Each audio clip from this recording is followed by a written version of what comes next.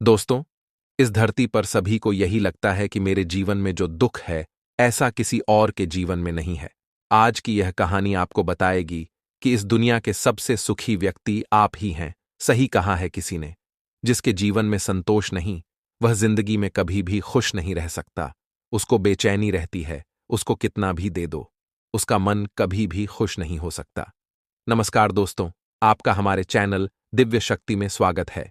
दोस्तों, आज की वीडियो बहुत महत्वपूर्ण और ज्ञानवर्धक होने वाली है। कृपया वीडियो में अंत तक जरूर बने रहे। तो चलिए, बिना देरी के कहानी को शुरू करते हैं दोस्तों। एक समय की बात है। एक गांव में एक लड़की रहती थी। वह लड़की सुंदर नहीं थी और उसका कोई भी नहीं था। वह अकेले ही रहा करती थी। वह खुद ही मेहनत करती और अपने लिए 2 वक्त की रोटी का प्रबंध किया करती। यूं तो उसे 2 वक्त की रोटी मिल ही जाया करती थी, लेकिन फिर भी वह अपने आप से खुश नहीं थी। उसे दुनिया में सभी लोग सुखी नजर आते थे, सभी लोग खुशहाल नजर आते थे। दूसरों का जीवन देखकर वह खुद को कोसा करती, खुद को तरह तरह की बातें कहती। वह कहती थी, हे ईश्वर, आपने सभी को खुशहाल बनाया है, सभी को सुख दिया है, सभी को सुंदर बनाया है, तो मुझे क्यों नहीं? आखिर मैंने किया क्या था? आखिर मेरी गलती क्या थी? मैं जानती हूं, आप मुझसे कोई बदला ले रहे हैं। इसी प्रकार एक दिन वह अपने आप से नाराज होकर, निराश होकर एक पेड़ के नीचे बैठी हुई थी और रो रही थी। तभी वहां से एक बौद्ध भिक्षु गुजर रहे थे। उन्होंने जब उस लड़की को रोते हुए देखा तो वह उसके पास गए और उन्होंने उस लड़की से कहा, पुत्री, क्या बात है? तुम क्यों रो रही हो? इसका जवाब देते हुए वह लड़की उन बौद्ध भिक्षु से कहती है, हे गुरु, मुझे कोई प्यार नहीं करता, मुझे कोई पसंद नहीं करता, क्योंकि मैं काली हूं, मैं सुंदर नहीं हूं, और मेरे रंग को लेकर लोग मेरा मजाक बनाते हैं। मेरा कोई नहीं, मेरे पास तो धन भी नहीं है।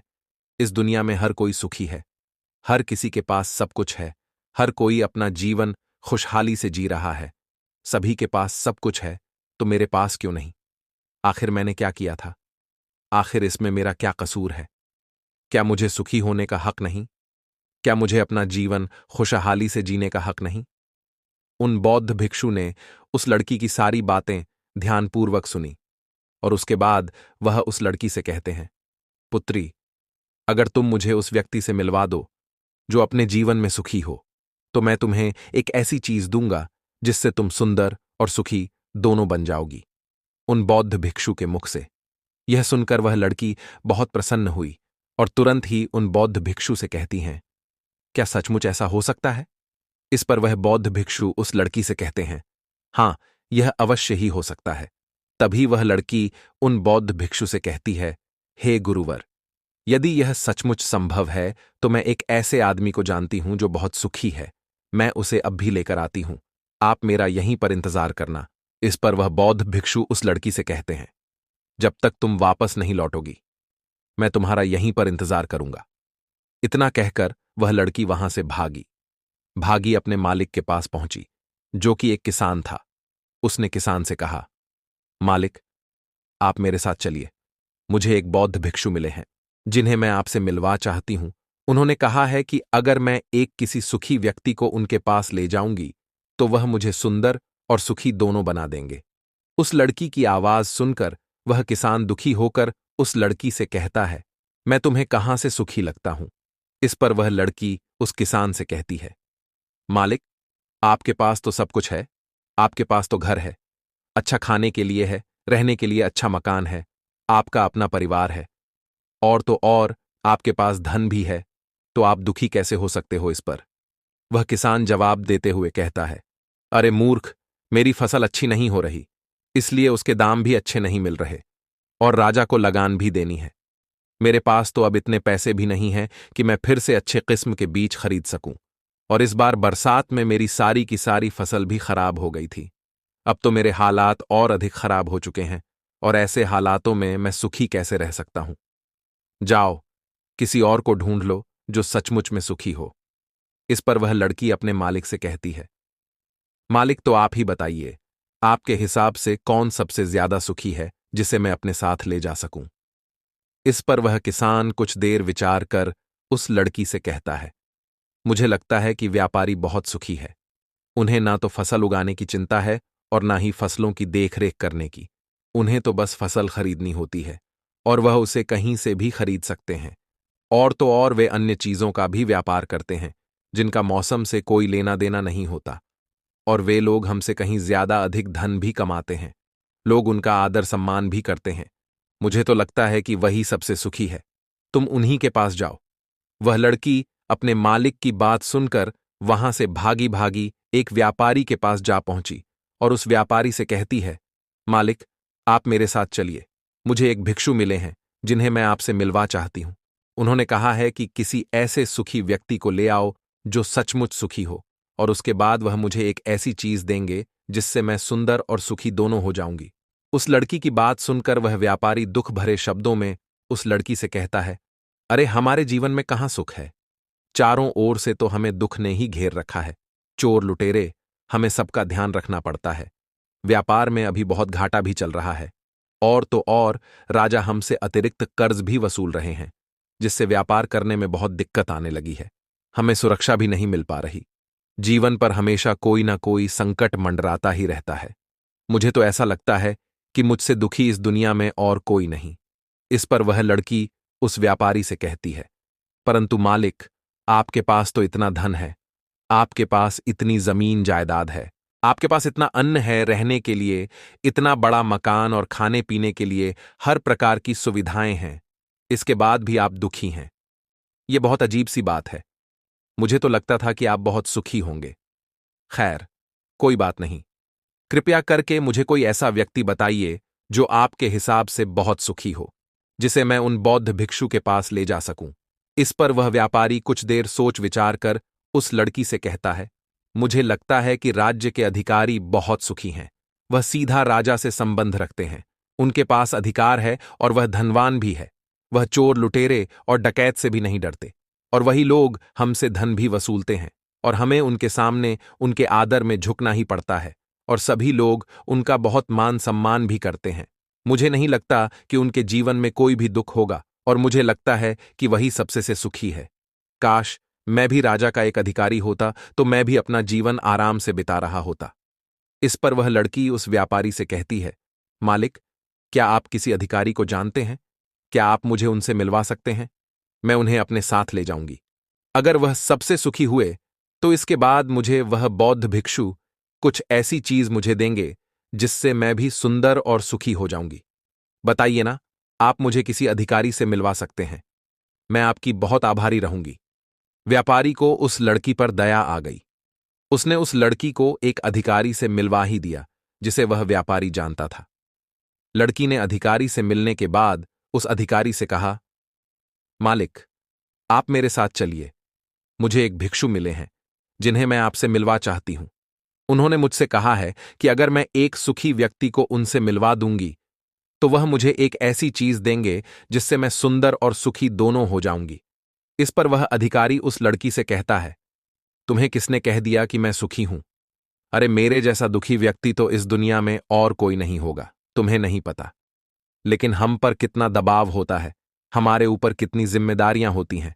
हमें हर एक आदेश को पूरा करना होता है, और वह आदेश भी इतनी आसानी से पूरे नहीं होते। उनके लिए हमें कितनी मुश्किलें उठानी पड़ती हैं, कितनी दिक्कतों का सामना करना पड़ता है। राज कुछ भी आदेश पारित कर देते हैं और उसे हमें लागू करना पड़ता है। जनता का गुस्सा और तरह तरह की मुश्किलें, सभी परिणाम हमें ही झेलने पड़ते हैं। और तुम्हें लगता है कि मैं सुखी हूं। ऐसा कुछ भी नहीं है। अगर वह भिक्षु तुम्हें सुखी कर दे तो तुम उसे मुझे भी मिलवा। मैं भी तो सुखी होना चाहता हूं। मुझे भी अपना जीवन खुशहाली से बिताना है। भला अधिकारी बनकर मुझे क्या मिला? रोज रोज की तरह की तनाव। इस पर वह लड़की आश्चर्य से उस अधिकार से कहती है, मालिक, जहां तक मैं सोचती थी कि आप सबसे सुखी हैं, लेकिन आप भी सुखी नहीं लग रहे। परंतु आपको क्या लगता है, इस दुनिया में कोई ऐसा व्यक्ति है जो सबसे सुखी होगा? क्या आप मुझे बता सकते हैं? मैं आपकी बहुत बहुत आभारी रहूंगी। उस लड़की की सारी बातें सुनने के बाद उस अधिकारी को उस लड़की पर दया आ गई। उस अधिकारी ने उस लड़की से कहा, देखो, मुझे तो ऐसा लगता है कि इस पूरे राज्य में एकमात्र व्यक्ति ही सुखी है, और वह है इस राज्य का राजा। मुझे तो केवल वही सुखी लगते हैं, उन्हें किसी की सुननी नहीं पड़ती। वह नियम बनाते हैं, आदेश देते हैं, सुरक्षा से घिरे रहते हैं और सब उनके सामने झुकते भी हैं। न उन्हें धन की कमी है और न जमीन जायदाद की सारी धरती को उन्होंने जीत लिया है। वह सबके मालिक है और सबसे उच्च वही है जो एकमात्र सुखी व्यक्ति है। काश मैं भी किसी राजा के घर पर जन्मा होता तो आज मैं भी बहुत सुखी होता। उस अधिकारी की यह सारी बातें सुनकर वह लड़की उस अधिकारी से कहती है, मालिक, आपसे एक विनती है। क्या आप मुझे एक बार राजा से मिलवा सकते हैं? कृपया कीजिए, आपका बहुत एहसान होगा। बस एक बार मुझे राजा से मिलना है। मैं उनसे कुछ पूछना चाहती हूं। लड़की का चेहरा देखकर अधिकारी को लड़की पर दया आ गई। उसने कहा, चलो ठीक है, मैं अभी राज दरबार ही जा रहा हूं। एक काम करो, तुम भी मेरे साथ ही चलो और वहां पर राजा से पूछना है, वह पूछ लेना। इतना कहकर वह अधिकारी उस लड़की को राज दरबार ले गया। राज दरबार में पहुंचने के बाद अधिकारी की विनती करने पर राजा उस लड़की की बात सुनने के लिए तैयार हो गए और उस लड़की को राज दरबार में बुलाया गया। राजा ने उस लड़की से कहा, बेटी, तुम अपनी बात निडर होकर कहो, तुम्हें क्या कहना है? तुम मुझसे क्या पूछने आई हो? इस पर वह लड़की थोड़ा घबराते हुए, थोड़ा डरते हुए राजा से कहती है, हे राजन, मैं एक संपूर्ण सुखी व्यक्ति को ढूंढ रही हूं। मुझे एक भिक्षु मिले हैं और उन्होंने मुझसे कहा है कि यदि तुम कोई ऐसा सुखी व्यक्ति मुझसे मिलवा दो तो मैं तुम्हें एक ऐसी चीज दूंगा जिससे तुम सुंदर और सुखी दोनों हो जाओगी। काफी लोगों से मिलने के बाद मुझे यह पता चला कि आप ही हैं जो इस दुनिया में एकमात्र सुखी व्यक्ति है। तो क्या आप मेरे साथ उस भिक्षु से मिलने चलेंगे? आपका बड़ा एहसान होगा। राजा उस लड़की की बात ध्यानपूर्वक सुनता है और उसके बाद जोर जोर से हंसने लगता है और उस लड़की से कहता है, अच्छा, सबकी तरह तुम्हें भी लगता है कि मैं इस दुनिया का सबसे सुखी व्यक्ति हूं। लेकिन यदि कोई मुझसे पूछे कि इस दुनिया में सबसे दुखी व्यक्ति कौन है, तो वह मैं ही हूं। मेरे पास नींद नहीं है, मेरे पास आराम नहीं है, मैं आराम से सो नहीं पाता। अंगरक्षक हमेशा मेरे आसपास रहते हैं, उनके बिना मैं अकेले कहीं जा भी नहीं सकता। जरा सी आहट होती है तो नींद टूट जाती है। डर हमेशा लगा रहता है, क्योंकि मेरे दुश्मन मेरे घर में ही रहते हैं, जिनका मुझे पता तक नहीं। कौन कब और कहां से मुझ पर वार कर दे, कोई नहीं कह सकता। यहां पर बैठे सभी लोग मेरे दुश्मन ही तो हैं, वे सभी मेरे शत्रु हैं। यहां पर बैठा हर एक व्यक्ति मेरे राज्य दरबार का ही है, किंतु मुझे सब पर शक करना पड़ता है। हर एक मुझे भारी मालूम पड़ती है। इतने बड़े राज्य की जिम्मेदारी उठाना इतना आसान नहीं। तुम्हें लगता होगा कि राजा के पास तो सभी ऐशो आराम है, धन है, दौलत है, जमीन जायदाद है, उनके पास किसी चीज की कोई कमी नहीं है और इस हिसाब से तो उन्हें सुखी होना ही चाहिए। किंतु मैं तुम्हें बता दूं कि यह सब सुख नहीं देते। इस पर वह लड़की राजा से कहती है, हे राजन, क्षमा कीजिएगा, परंतु यदि सुख धन दौलत नहीं देती, जमीन जायदाद नहीं देती, ऐशो आराम नहीं देता, तो क्या हुआ? कम से कम सुंदरता तो सुख देती है।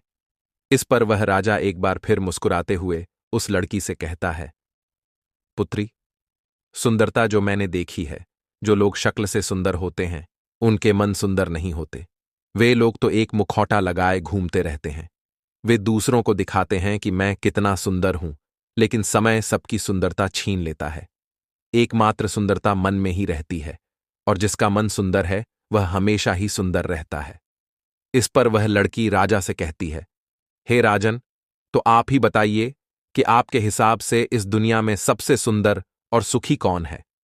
इस पर वह राजा लड़की से कहता है, मेरे हिसाब से तो एक गरीब व्यक्ति जो 2 वक्त की रोटी का प्रबंध कर सके, जो किसी तंत्र, बिना किसी बंदिशों के बिना किसी भी दिशा में घूम सके, उसे कुछ भी छिन जाने का डर ना हो, कुछ भी लूट जाने का खौफ ना हो, जिसे रात को अच्छी नींद आती हो, मुझसे पूछोगे तो सबसे ज्यादा सुखी वही होगा।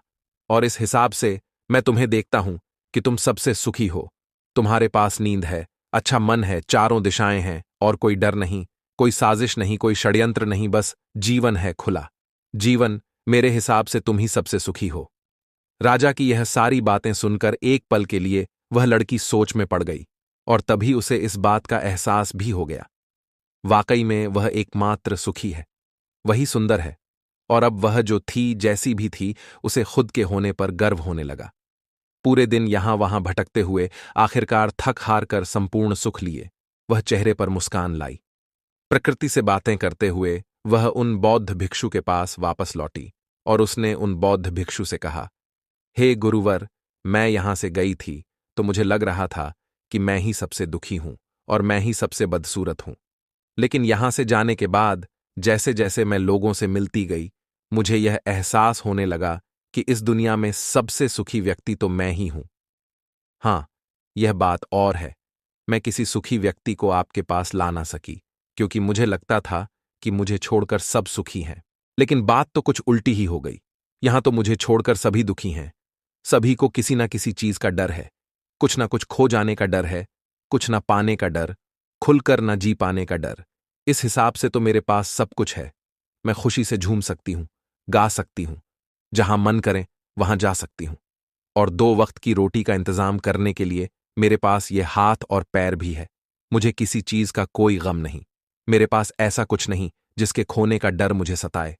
इस पर वह बौद्ध भिक्षु उस लड़की से कहते हैं, पुत्री, आखिरकार तुम्हें वह सुंदरता और सुख मिल ही गया। अब से तुम सुंदर और सुखी हो।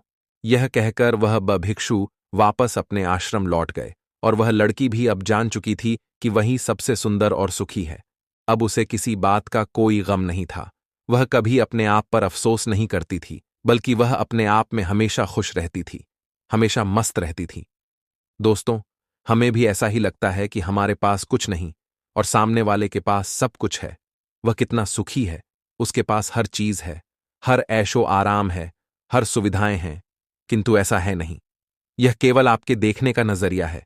असली सुख तो आपके पास ही है, और वह है संतुष्टि। यदि आप अपने आप से संतुष्ट हैं, आपके पास जो कुछ भी है उसमें यदि आप खुश हैं, तो आपको कोई भी गम डरा नहीं सकता, आपको कोई भी दुख परेशान नहीं कर सकता। किंतु हमारी सबसे बड़ी तकलीफ यही है कि हम खुद को नहीं बल्कि दूसरों को ज्यादा देखते हैं। दूसरों से हम ज्यादा प्रेरित होते हैं और उनकी खुशी देखकर हमारे भीतर ई का भाव उत्पन्न होने लगता है। हमें तकलीफ होती है कि उनके पास इतना सुख कैसे है और हम इतने दुखी क्यों हैं। हम केवल उनकी तरफ ही नजर गड़ाए हुए हैं। हमने तो अपने पास देखा ही नहीं। हमारे पास क्या है हम उस पर कभी ध्यान नहीं देते, बल्कि हम तो हमेशा इस पर ध्यान देते हैं कि हमारे पास क्या नहीं है, और यही नजरिया आपको दुख और तकलीफ की ओर ले जाता है। आप चाहकर भी सुखी नहीं रह पाते, क्योंकि आपने अपना नजर क्या नहीं है उस पर गढ़ा रखा है, वहीं पर। यदि आप इस तरह से सोचे कि मेरे पास बहुत कुछ है, रहने के लिए अच्छा घर है, खाने के लिए अच्छा खाना है, पहनने के लिए अच्छे कपड़े हैं, कम से कम 2 वक्त की रोटी का आपके लिए इंतजाम भी हो जाता है, लेकिन बहुतों के पास तो यह भी नहीं होता, तो क्या आप सुखी नहीं हैं? क्या आपके पास वह सब नहीं है जो उनके पास नहीं? जरा एक पल के लिए सोचकर देखिएगा। तो दोस्तों, आपने आज के इस वीडियो से क्या सीखा, वह मुझे आप कमेंट में बता सकते हैं। उम्मीद है कि आपको आज की वीडियो पसंद आई होगी, तो इस वीडियो को उस इंसान को शेयर करें जिसे इस कहानी को सुनने की जरूरत है, और उसी के ठीक बाद हमारे चैनल को सब्सक्राइब करें। तो चलिए फिर मिलते हैं ऐसी एक और नई वीडियो में एक नई सीख के साथ। तब तक के लिए अपना ख्याल रखें। धन्यवाद।